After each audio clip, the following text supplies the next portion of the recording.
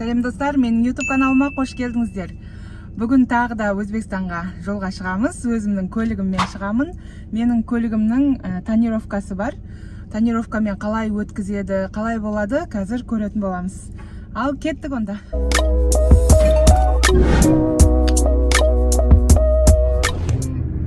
Жортқанда жолдарымыз болсын, аман есен барып қайтайық қайынжықта. Амин.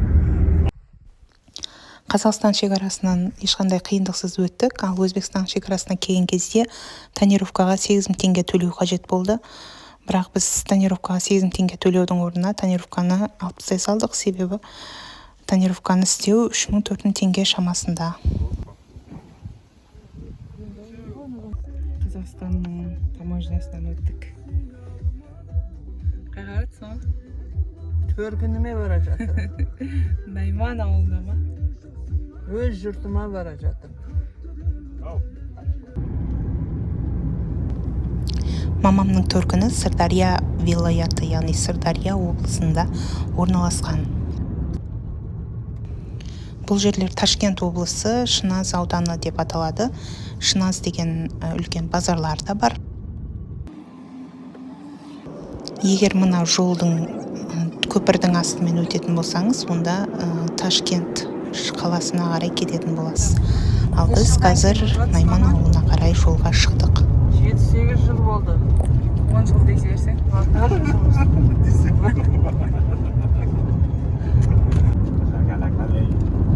Лагалак демейді ғой. Лейлек дейді. Лейлек дейді өзбектер. Шыназдан не аласың? Шашынды алдырам ба деймін. Шыназға шашыңызды алдырасыз ба? Папа шыназдан не аласыз?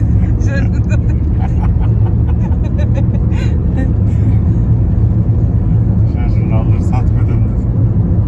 Мына жеріміз ба? Көпір несі бар Мынау жер? жаңа көпір. Кемесі бар жер. Құйы Чырчық деген жердегі балық өсіретін жерге келдік. Мынандай жер бар. Балық өсіретін жер екен бұл жерде. Керемет жер. Әдемі. Мінеке Найман ауылына келдік. Кіреберіске осындай Найман деп жазып қойған. Ахали масканы дегені елді мекен дегенді білдіреді. Міне Найманға кіріп жатырмыз. Тағамның жағына бұрылып жатырмыз. Nerede? Найман деген жазу бар, сөрден отырып алды нағыз. Ағайыма біреу қарап тұр. Туып өскен дейіңіз ба, мама? Иә. Ассалаумағалейкум. Мінеке бұл кісі мамамның інісі болады. Осы қара шаңырақта қалған менің нағашым, мынау немересі. Бетінен сүй, әпшен сүй.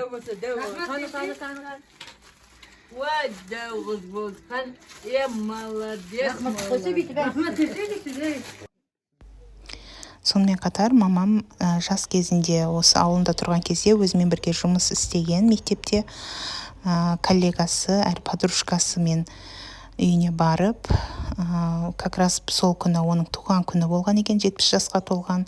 Сонымен туған күннің үстіне түсіп, туған күнімен құттықтап қайттық. Мынау балалары гүл сыйлады.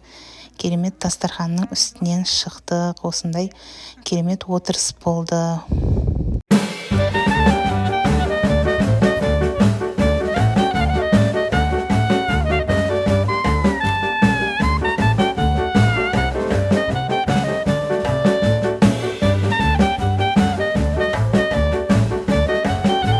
Бұл жақты Абай деп атайды екен, Көшек деген ауыл.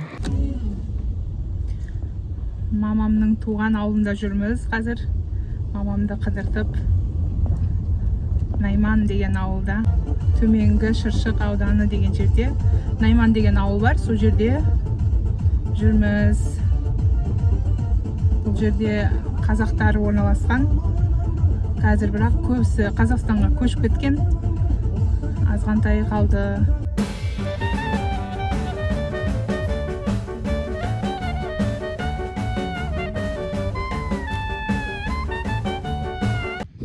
мен бұл нағашым үйінде шынымды айтсам 15-20 жылдан бері енді келуім болса керек. Кішкентай кезімде келгенім есімде. Сосын тағы бір нағашымыздың үйіне қыдырып бардық. Жүзімдері көп екен, керемет жүзімдері бар екен. Жүзімдерін жеп, әңгіме қылып, керемет отырыс болып қайттық. Мына жерде мына бір қыз қорықпайды екен жүзімді жұлуға. Өрмелеп шығып кетті, жүзімді бізге кесіп берді. Тәтті жүзімдері.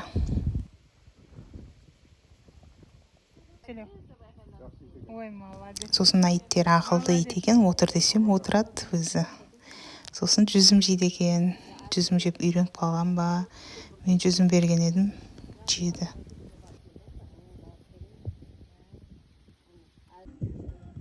Сосын бұл ауылда ешек көп. Ешектер енді транспорт болып саналады.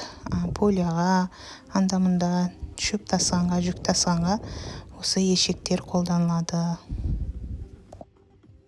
Жалпы бұл жерде Найман руы орналасқан. Осы бұрында олар Қызылорда жақтан Сырдың бойымен көшіп келген, осы жерге жайғасып қалған. Бұрынғы совет кезінен алдын сонымен осы жерде жайғасып қалған. Қазіргі уақытта бұл жерде аз қазақтар тұрады.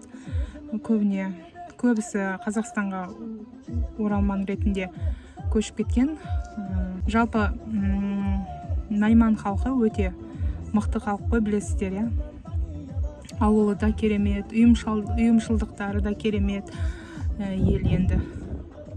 Сол нағашыларымыздың ауылына келіп қалдық.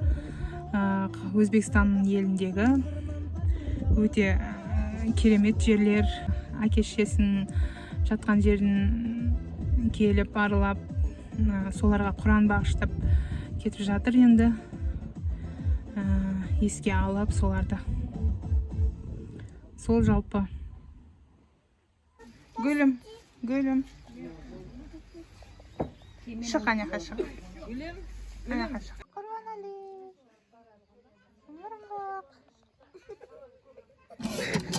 Ол жақта осындай піспек дейді. Піспектен су алып, осы піспектің суын қолданады. Піспекті осылай істетіп, ішіне бірінші су құйып жібереді, одан кейін барып, ішінен су шығады.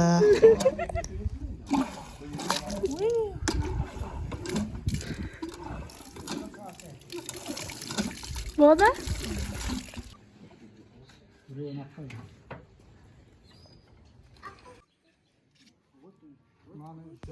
Үлкен қазанға осындай палау пісіріліп, Өзбекстанның керемет күрішінен палау жедік.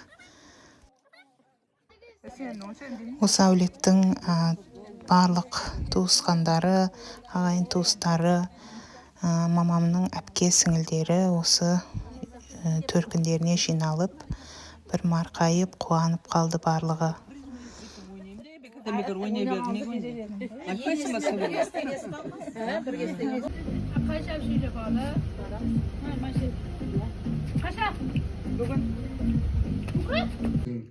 Ағайын туыс жер жатың еш жаманшылық көрмесін, мына кішкентай бөбектерің өсе берсін, Сосын ағашларым менің көлігіме осындай керемет чехол подарить етті. Видеода, инстаграмда көрсететін боламын. Инстаграмыма тіркеліп алыңыздар. Ол жақта ләйләктер осындай 2 этажды, 3 этажды үй салып алады.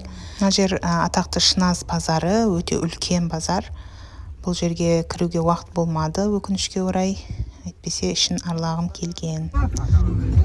Ал мынау Алмазар деген жерде менің папам оқыған, осы жерде оқыған кезін есіне алып, бір жас кезін есіне түсіріп алды папам. Жалпы мамам өзінің төркініне барып, бірнеше үй аралап, туған туысқандарын көріп, сіңілдерін көріп, бір марқайып қалды. Дәл осы Сырдария вилаяты деген жерде қатарынан балық сатып тұрады. Балықтың 4 түрін осы жерден табуыңызға болады.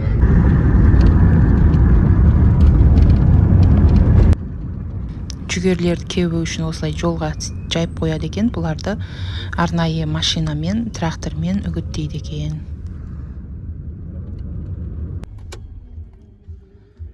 Өзбекстан таможнясына келдік. Қайтуымыз өте тез болды. Таможнядан бір жарты сағаттың ішінде өтіп кеттік. Себебі ешқандай машина жоқ болды. Оның үстіне Қазақстанның таможнясы бізді Қазақстан номері болған үшін тез өткізіп жіберді. Осымен видеоны аяқтаймыз, достар. Видеоны көргендеріңіз үшін сіздерге алғыс білдіремін. Осындай блогтарды салып отыратын боламын. Алдағы уақытта сіздерге ұнайды деген ойдамын. Келесі видеоларда сіздермен көріскенше видеоға мен қолдау ретінде лайк басып, комментарий қалдырып кетсеңіз, өте қуанышты боламын. Сау болыңыздар.